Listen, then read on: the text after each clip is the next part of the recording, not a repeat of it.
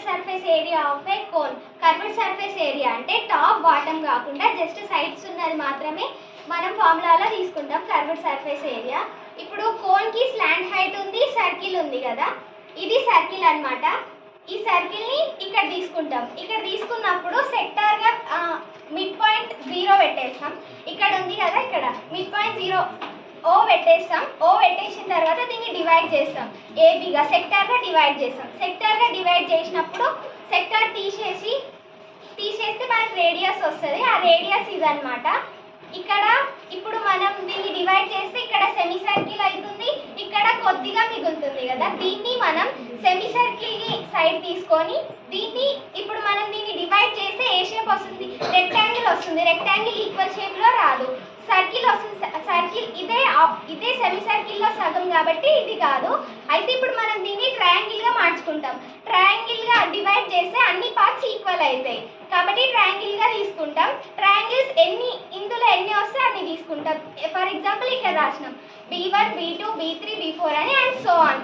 ఇంకా ఎన్ని ట్రయాంగిల్స్ వస్తే అన్ని triangles. Triangles perimeter area, triangles area ఏంటంటే half into B into H అనమాట. ఇక్కడ ఆల్రెడీ మనం చాలా ట్రయాంగిల్స్ తీసుకున్నాం కాబట్టి half into base into H. ఇప్పుడు ఫర్ ఎగ్జాంపుల్ తీసుకున్న ఎగ్జాంపుల్స్ ఇక్కడ రాసినాం.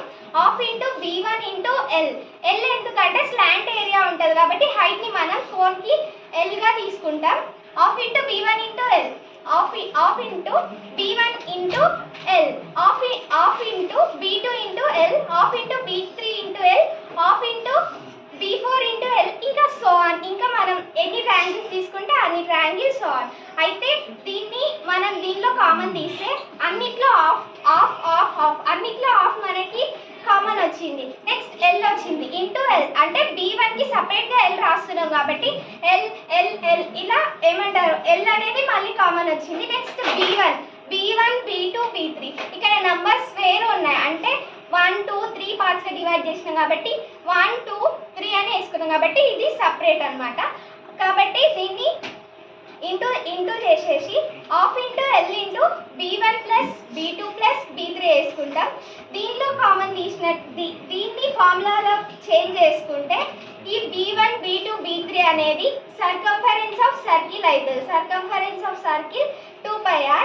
Half into L into 2πr వేసుకుంటే దీన్ని కట్ చేస్తే 2 కట్ అవుతుంది.